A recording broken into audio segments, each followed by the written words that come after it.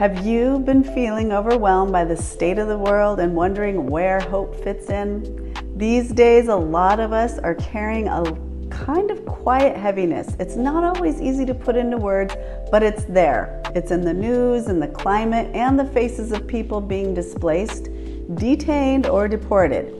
There's a lot happening in the world right now that feels overwhelming and exhausting, but even in the middle of all this uncertainty, something else is happening, I assure you. Something real and powerful. Indigenous communities are leading important work to restore balance. They're reclaiming land. They're reviving culture and reminding all of us what it means to live with connection and care. And just recently, the Ama Mutsun tribal band regained over 170 acres of their ancestral lands in what's now called Santa Cruz County in California. This land is home to sacred sites and deep cultural history, and now is being protected and cared for by the people who've held relationship with it for generations. And along the Klamath River, the Yurok tribe in California just reclaimed 125 acres of their homelands. They're restoring salmon habitats, bringing back ceremony, and strengthening the ties between people and place. And after nearly 50 years in prison, Leonard Peltier has finally been released. A member of the Anishinaabe and Lakota nations and a leader in the American Indian movement, Peltier was wrongfully convicted of the murder of FBI agents in 1977 after a violent standoff on the Pine Ridge Reservation. And for decades, advocates around the world called for his release, but it was the unwavering support of the Lakota people that helped make it possible. So through prayer, protests, and political pressure, they kept his story alive and helped bring him home. So his freedom marks a powerful step toward healing and justice. And his story isn't just particularly powerful for me, as it is for all Lakota, but for me, I lived on the Pine Ridge Reservation for years, and I still spend my summers there. And so for me, this story really hits home.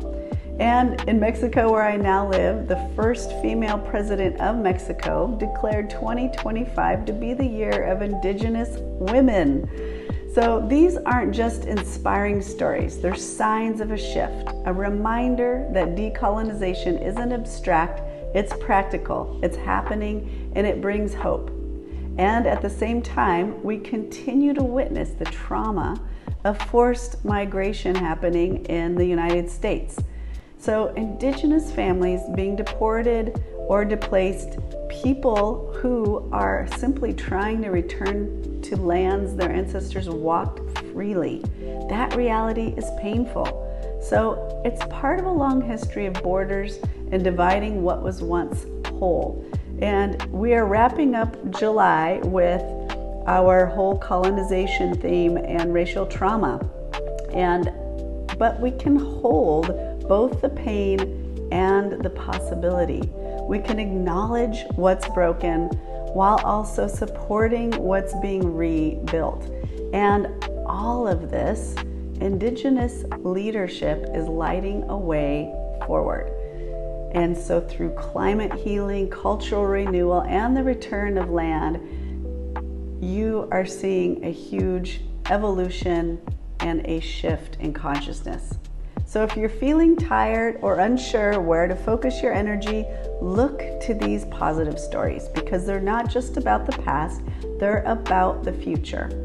And check out my links to my art therapy video on how you can use art as part of your self-care practice during these heavy times. And be sure to get your spot in my private one-to-one sessions or join my waitlist for upcoming startup art therapy groups at the link below. Look forward to seeing you. Heal the people, heal the planet.